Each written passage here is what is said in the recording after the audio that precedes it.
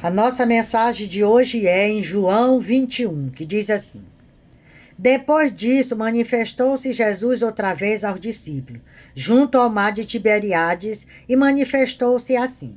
Estavam juntos Simão Pedro e Tomé, chamado Dídimo, e Natanael, que era de Canaã da Galileia, e os filhos de Zebedeu, e outros dois dos seus discípulos.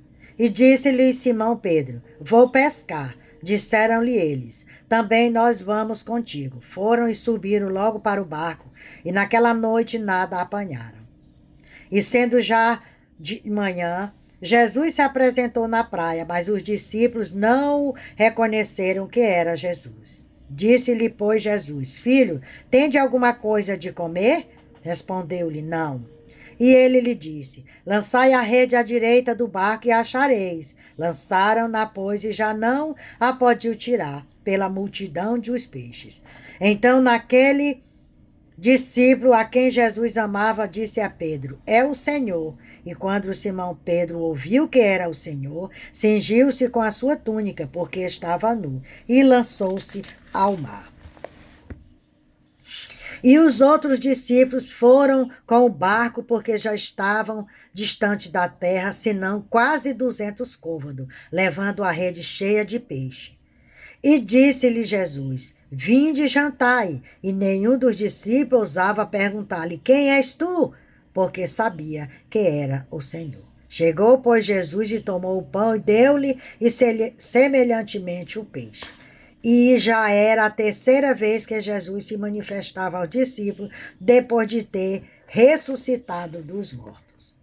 Na verdade vos digo, que quando era mais moço te cingia a ti mesmo, e andava por onde queria, mas quando fores velho, estenderás as mãos a outro, te cingirá e te levará para onde tu não queiras. E disse isto, significando com que morte havia ele de glorificar a Deus. E dito isto, disseram-lhe: Segue-me. E Pedro, voltando-se, viu que o seguia aquele discípulo a quem Jesus amava, e que na ceia se recostava também sobre o seu peito, e quem dissera: Senhor, quem é que te há de trair? Vendo Pedro, a este disse a Jesus: Senhor, e deste que será? Disse-lhe Jesus: Se eu quero que ele fique até que eu venha, que te importa a ti? Segue-me tu. Há, porém, ainda muitas coisas que Jesus fez, e a cada um das quais fosse escrita, cuido que nem ainda o mundo poderia conter os livros que se escrevesse. Então, aqui nós vemos, depois que Jesus foi preso, foi morto, foi crucificado, morreu, ressuscitou, o terceiro dia subiu aos céus. Após isso, os discípulos se espalharam. Aqui ele diz que eles voltaram à sua antiga profissão, que era ser pescador.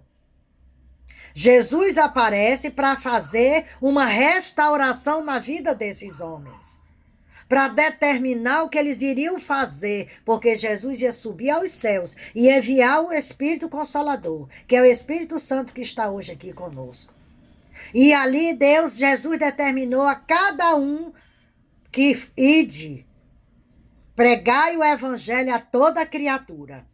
Aqui diz assim: Jesus restaura os discípulos. Então, Jesus estava ali para restaurar a vida dos discípulos, para que eles voltassem a ser pescadores de homens. Nos primeiros estágios do avivamento, quando as esperanças sementes por mudança são manifestadas e cultivadas, a morte deve surgir, de modo que o avivamento passe por seus mais importantes estágios de provação e desenvolvimento na vida do homem e da comunidade. Em geral, é necessário um estágio crítico que as frustrações em relação ao homem, ao sistema, às mensagens e às promessas ocorram, pois parece que o alvo não foi atingido. Pedro e os demais discípulos enfrentaram desapontamento, culpas pessoais, sensação de abandono e confusão depois da morte de Jesus. Eles não queriam reconhecer que o homem que os avivaria a espiritualidade tinha de conceder sua vida como uma semente pelo avivamento e pela colheita de cada um deles.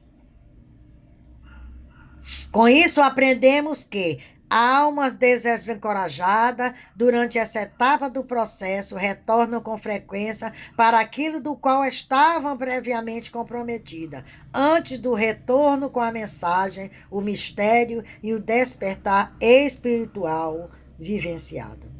Duas formas de avivamento estão presentes nessa passagem: o genuíno da fé, do amor e do relacionamento dos discípulos com Jesus, que é a primeira.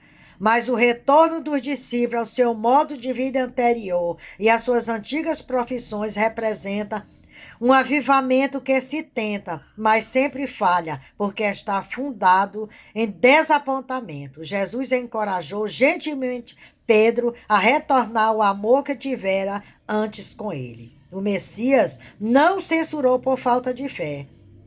Esta não atrapalha, a não ser que esteja verdadeiramente assentada sobre o amor. Esse amor avivado constrói um ambiente saudável com o crescimento da fé e uma renovada vontade de seguir a Deus. Então, essa aparição de Jesus, ele veio para restaurar os discípulos, para que eles voltassem a ser pescadores de homens. Porque após a morte de Jesus e a subida, eles se debandaram, enfraqueceram na fé. E Jesus volta ali naquele momento que eles estavam frustrados porque não tinham pego nada, e Jesus manda eles lançar a rede.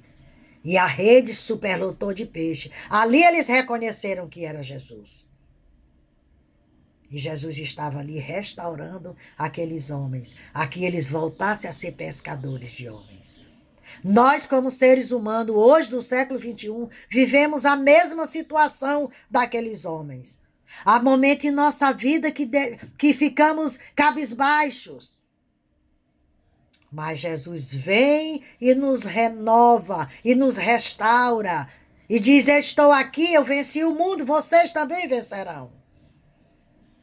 Então, o nosso manual é a Bíblia para essa restauração espiritual, intelectual, essa renovação na nossa vida. Que o Senhor Jesus venha nos abençoar nesse dia. Que você venha tirar um tempo, dízimo do seu tempo, para ler a Bíblia, para orar, para louvar, para buscar esse Deus maravilhoso. Que o Senhor Jesus venha nos dar um dia, uma segunda-feira abençoada. Me siga lá no YouTube, Raimunda Nunes, Mensagem de Salvação. Compartilhe os meus vídeos para que mais vida possa ser alcançada com essa mensagem de salvação. Se inscreva no meu canal. Quando você compartilha, mais vidas receberão essa pequena mensagem de salvação. Que Deus nos abençoe.